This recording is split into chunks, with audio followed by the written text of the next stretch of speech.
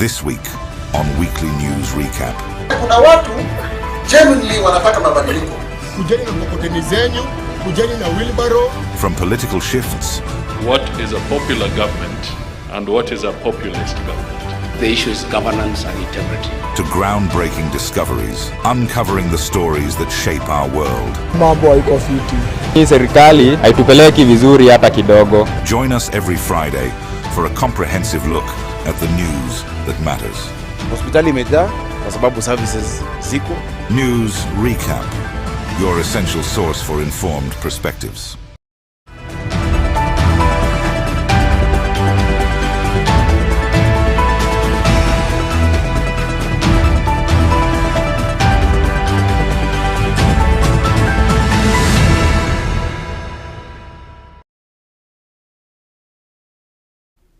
Good evening and welcome to TAS 3 p.m. News. Today being 29th October, my name is Emilie Sebagenzi.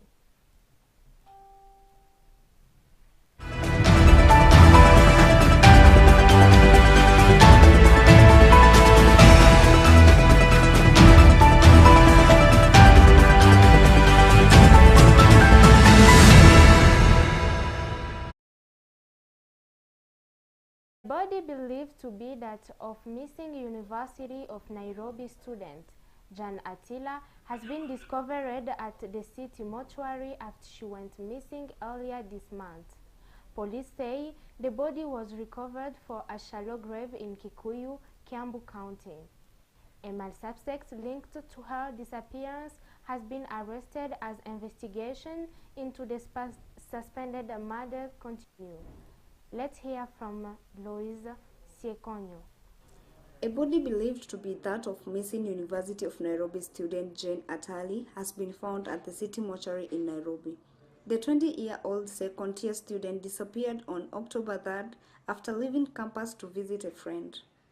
Her family reported her missing after days of unsuccessful searches and receiving hoax ransoms calls from unknown numbers, sparkling widespread concern among students and relatives.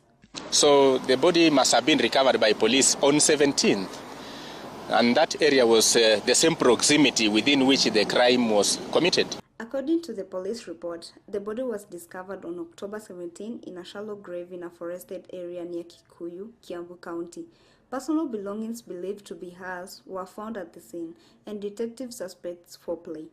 The body was taken to city mortuary for a post-mortem and DNA testing to confirm her identity, as it has already started decomposing by the time it was recovered. The view of the body is such that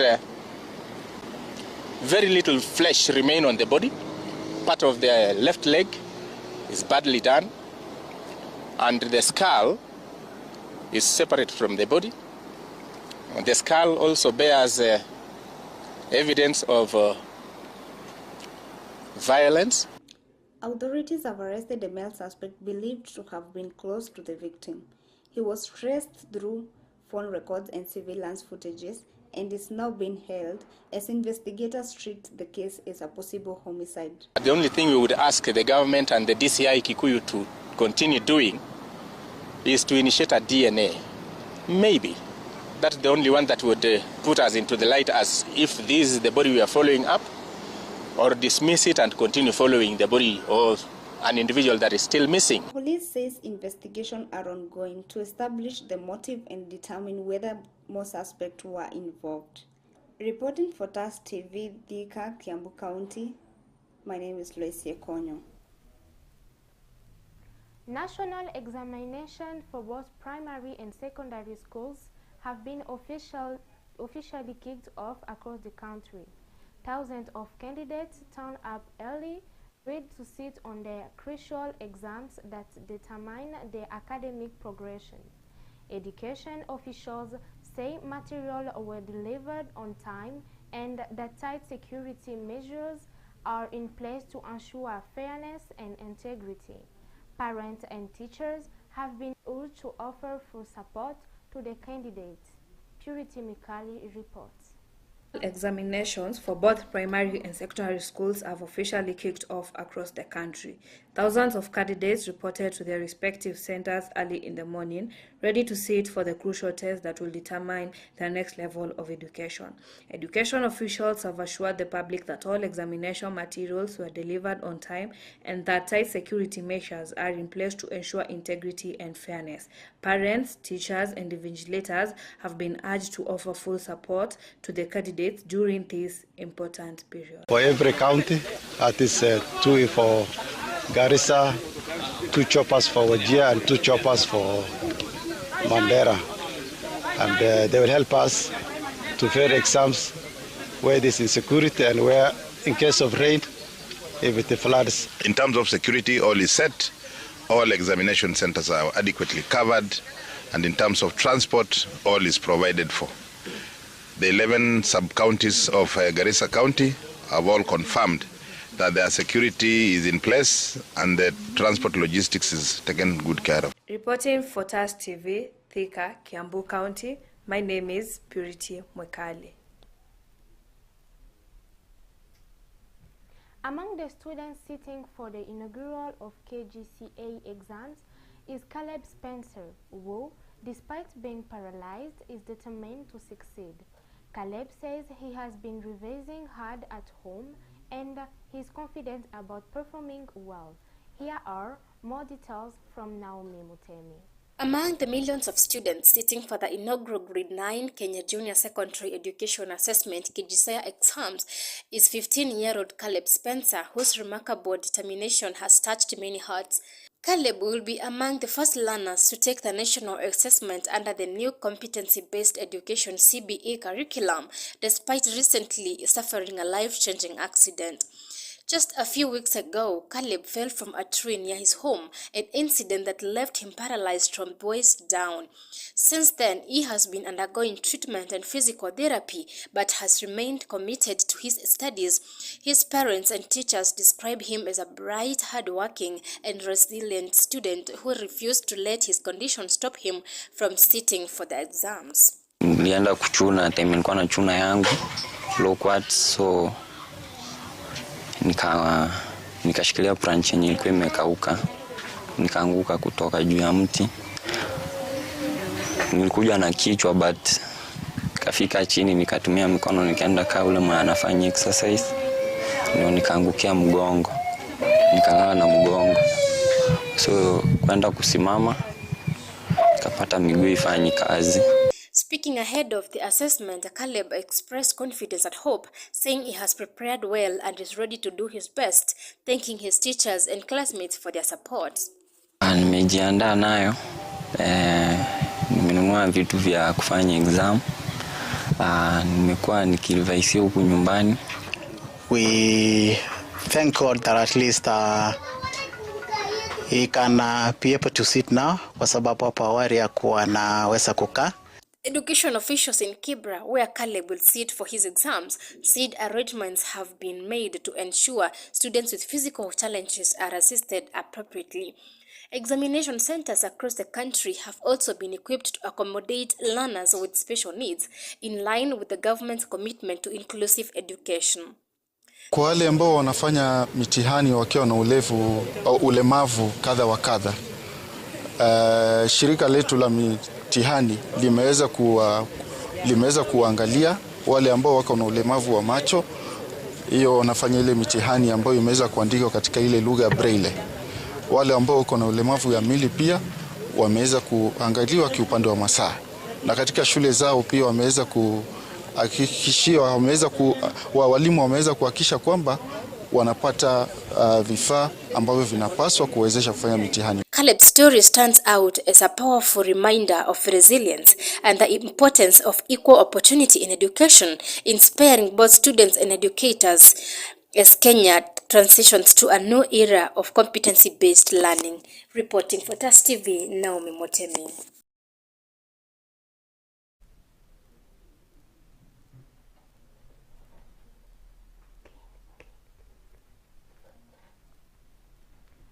Kenya is taking significant steps to shape its economic future. As the government works to reduce public death and strengthen national investment, new initiatives are being introduced to better manage the country's resources. These efforts aim to boost key sectors like agriculture, energy, and infrastructure, while creating a long-term opportunity for growth and stability.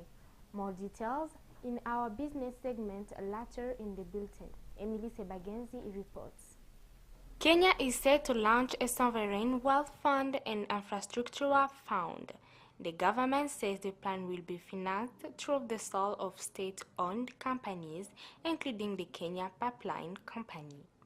As I talk to you, we are spending 500 billion shillings every year to import food into Kenya.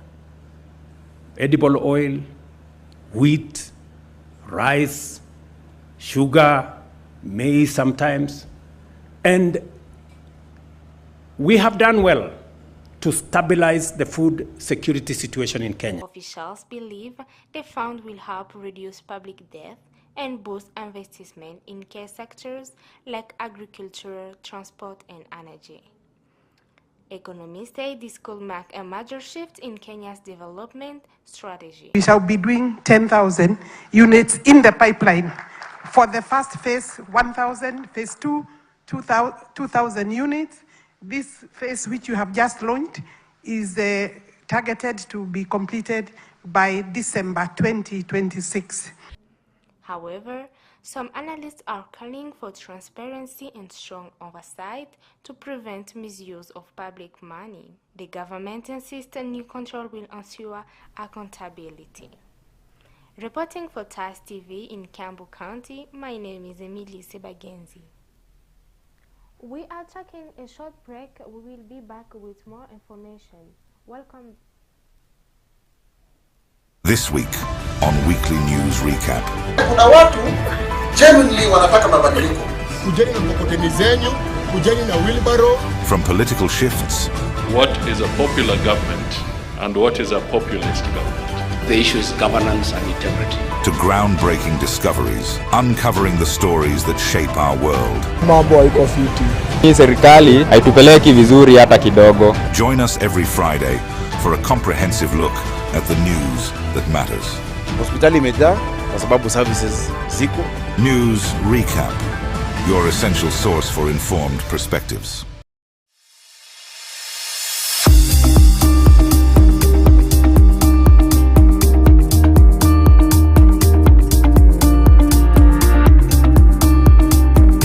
Hello, my name is Claire Kinaga. I've been at Natachi in TAS TV for the last 3 months and I'm almost concluding my attachment.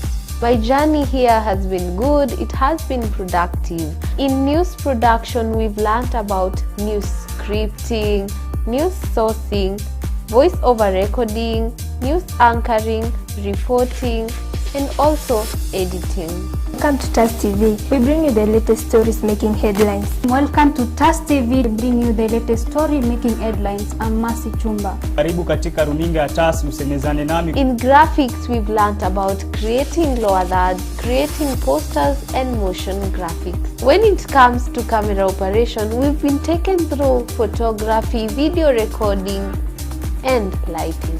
Video unaingia in 15 seconds.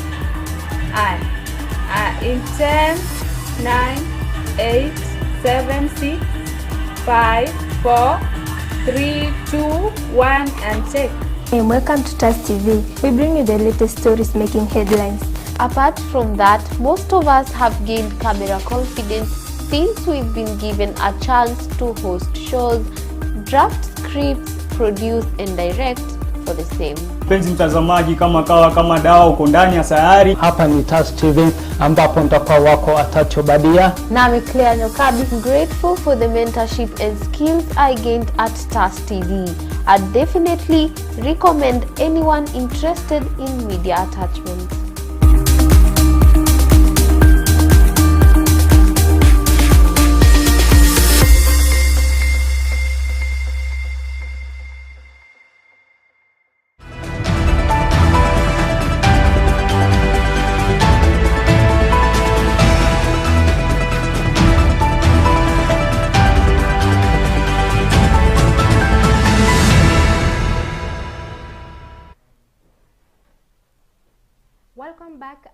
continue.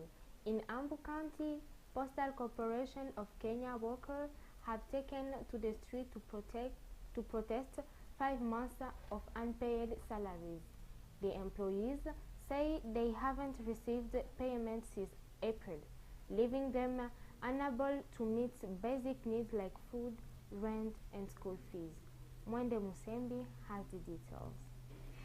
The workers held demonstration outside Posta office in Embu, accusing management and the government of neglecting their welfare.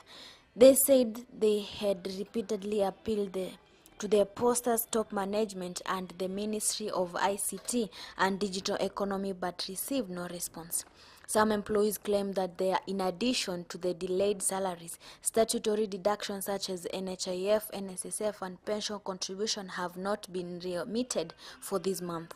The strike has disrupted postal and courier services in the region, affecting mail delivery and the government documents dispatch. Saa watoto wadogo wana watoto wana manyumba ya kulipa wamefinyika. Ndio tunaomba na tunatitiza ya kwamba mishahara ya miezi 5 tupatiwe, kwa sababu tunahitaji to cater for our needs, daily needs. You look at us, all the corporation people. Tunatembea, wengine tunatembea miguu, tunakuja mpaka kazi. This protest in Embu reflects a nationwide salary crisis within the Postal Corporation of Kenya. Across the country, postal workers say they have gone over 6 months without paying, leading to mountain of frustration and threat of nationwide strike. In response, the Kenyan government recently released 1.5 billion Kenyan shillings to rescue the corporation from its financial troubles and help clear salary areas. These staff have a lot of experiences staying for 5 months without pay. And we are also calling upon the Minister for ICT to come and the PS also to intervene in the payment of the Unduma money. That money, we are told, was approved 3 months ago, and up to now, it has never come. They have warned that if their demands are not met soon, they will extend their strike to another region, paralyzing postal operation nationwide. Many workers now say they can no longer afford transport to work, school fees, or basic family needs. Some have resorted to loans, while others say they are facing eviction due to unpaid rent. Reporting for TAS TV, Thika, Kiambu County, my name is Mwende Musembi. In Kericho County, residents are mourning the death of 4-year-old child who was swept away by River Chemonsit in Bureti. The child reportedly slipped while playing near the riverbank. Search efforts have continued for days as locals call for better safety measures along the river. Miriam Yar has more details. Tragedy has struck the Chemonsit area in Bureti sub-county, Kericho County, where a 4-year-old child was swept away by the raging waters of River Chemonsit. According to eyewitnesses, the young child was playing near the riverbank when he accidentally slipped and was carried away by the strong current. Residents and local authorities have been conducting a relentless search for the past 5 days, but the child's body is yet to be found. This is the 4th day now that the child has been missing, the 5th day that the child has been missing, and we want to thank the county government of Kericho and the collaboration they have had with Kisumu County and also the county government of Bomet for allowing the divers to come and be able to be a part of the search team. The incident has left the community in deep shock and grief, as many call on the county government to put in place safety measures around the river to prevent future tragedies. Families in the area are now living in fear, especially during this rainy season, as water levels continue to rise. Na hii pia ni changamoto kwetu, hasa katika county, about our disaster preparedness. We need to be prepared. Tunajua ni msimu wa mvua, na ningependa pia kuhimiza wazazi kwamba tafadhalini make sure that upate kutunza watoto wenu, upate kuwachunga ili tusipate kupata shida kama hii. The search efforts continue with hope still alive that the child's body will be recovered soon. Miriam Yan reporting for TAS TV from Thika, Kiambu County. Finally tonight, Kenya's coastal tourism is getting a boost following the arrival of the luxury cruise ship SH Diana and Lamu Port. The ship sailed from Shimoni Port in Kwale County, marking a major step in positioning Lamu as a global cruise tourism destination. The visit is expected to attract both local and international tourists, benefit hotels, restaurant and tour operator. After a stay in Lamu, the vessel will proceed to the port of Mombasa. Joseph Mochiri with more details. The tourism sector is expected to experience significant growth following the arrival of the luxury cruise ship SH Diana, which docked at the Lamu port after sailing from the Shimoni port in Kwale County. The ship's arrival marks a major boost for Lamu's visibility as a cruise tourism destination, attracting both local and international visitors eager to explore the island's rich history, culture, and architecture. Imeongeza utalii kwa sababu toka mwaka uanze hii ndo nafikiri ni meli ya 5 ama ya 6 kama hivi ambayo ya za kiutalii zimecall katika poti zetu za hapa Kenya. Sasa inaonesha ishara nzuri. The visit by SH Diana is also seen as a positive sign for Kenya's effort to diversify its tourism offerings beyond traditional safari experiences. By promoting maritime tourism, the country aims to attract high-end travelers who contribute more to the local economy through hotel stays, guide tours, and cultural occasions. Local businesses, including carrier shops, restaurants, and tour operators, are expected to benefit from increased activity during the ship's stopover. Hata kutoka Uturuki. Kwa hivyo hii ni natija ya Lamu, na tunafurahia kuwa na wageni. Ninafurahia kwa wafanyaji biashara wangu wenye mahoteli watafaidika. Sisi tuna furaha sana kuistakabadhi meli ya bebe ya abiria, na kama washikadau wetu wa biashara tuna furaha kubwa kwamba tumetembelewa na wageni kutoka bara la ulimwengu kuthibitisha kwamba Lamu ni amani. After its stay in Lamu, the vessel is scheduled to continue its journey to the port of Mombasa, further enhancing Kenya's reputation as a key cruise destination along the Indian Ocean. Tourism stakeholders have expressed optimism that such visits will encourage more cruise lines to include Kenya in their itineraries, helping to revive the sector and create new job opportunities for coastal communities. Reporting for TAS TV, Thika, Kiambu County, my name is Joseph Musheri. Emirates Airlines is considering increasing its flight frequency to Kenya following strong performance on the route. According to Christophe Lepoup, the airline regional director and manager for Kenya, the country ranks as Emirates' second best performing market in Africa after South Africa. Lepoup noted that the growing passenger demand and trade ties between Kenya and the United Arab Emirates have positioned Nairobi as a key regional hub, prompting the airline to explore adding more flights to cater to both business and leisure travelers. Mwanda Azal with more details. Emirates Airlines is exploring the possibility of expanding its operations in Kenya by increasing flight frequencies, a move aimed at meeting the growth demand for travel between Nairobi and Dubai. The airline's regional director and manager for Kenya, Christophe Leloup, revealed that the Kenyan route has shown remarkable growth, making it second best performing market for Africa after South Africa. This performance, he noted, reflects the residents of Kenya's aviation sector and rising appetite for international connectivity among Kenyan travelers. If the ambition is to grow to 5 million tourists by 2030, it will require more seats, more capacity, more frequencies from Emirates, because it will depend also on the number of frequencies that we will operate in the near future. But I think we can easily, if you want me to give you a number, I would say minimum of a 20-25% growth in the next 2-3 years. I mean, it's possible. Leloup highlighted that Emirates' success in Kenya is driven by strong passenger numbers, consistent cargo movement, and expanding trade links between Kenya and United Arab Emirates. He emphasized that the route not only supports tourism and business travel, but also facilitates export and import activities, benefiting sectors such as agriculture, technology, and manufacturing. The potential addition of more flights, he added, would further enhance convenience for travelers and strengthen the partnership between the two countries.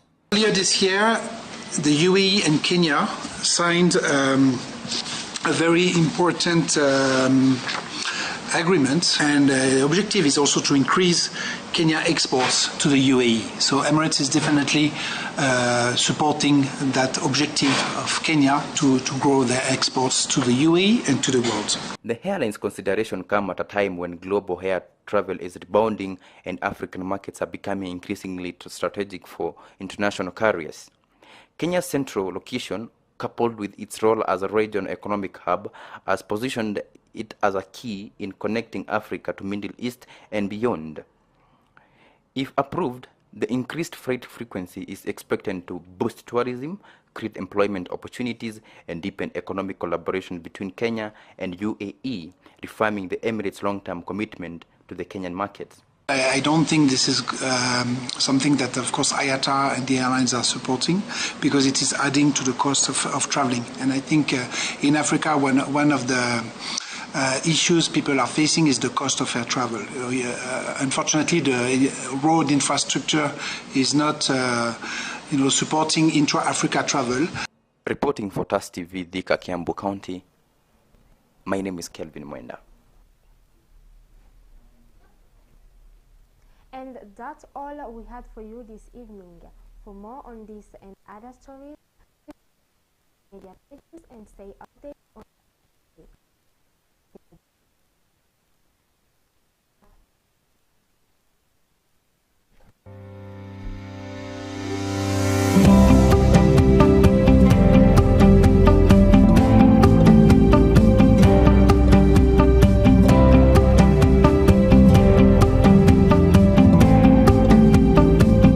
My name is Gregory Ombati. Claire Kinaga. Marcia Koth. Evelyn Kagendo.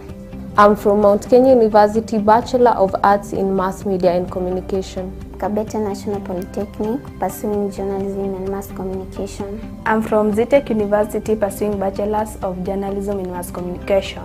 I come from Mount Kenya University, taking Bachelor in Mass Media and Communication. I knew TAS in social media, specifically Facebook.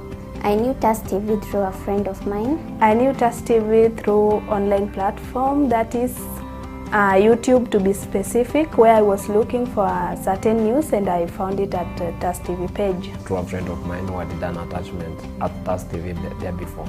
I've been in TAS TV for a month now. I've been here for 1 month and a half. I've been at TAS TV now for 1 month.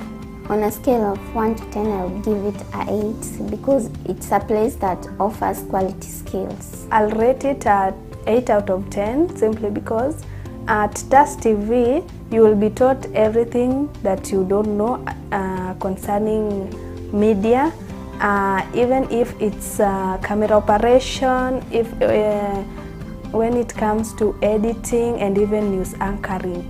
I can give it an 8 because the supervisors and everything, the equipment, they are good. On a scale of 1 to 10, I will rate TAS TV at 7 out of 10 because it is a place where you can learn and improve your skills day by day. What I really want to achieve after 3 months is about my confidence in the reporting skills, the anchoring, and also in the production. After my attachment, I would love to improve my skills and be more skillful on the practical part, production, editing of videography and photography. I want to achieve strong practical skills, especially in news reporting. What I want to achieve is I want to be confident in news anchoring. I will advise someone to come to TAS TV because it is a place where they are given an opportunity to learn and improve their skills. I can advise them because you'll actually major in what you really want. I would advise someone to come at TAS TV because it's a place where one is ready to learn, they can gain a lot of skills. Yes, I would advise someone to come to TAS TV simply because at TAS TV they offer everything concerning mass media and journalism.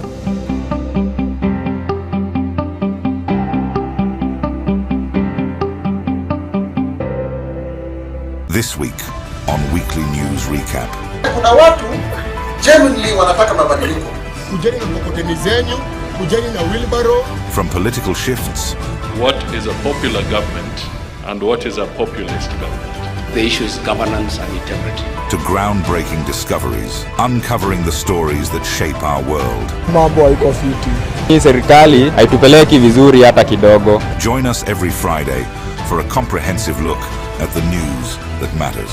Hospitali imejaa kwa sababu services ziko. News Recap, your essential source for informed perspectives.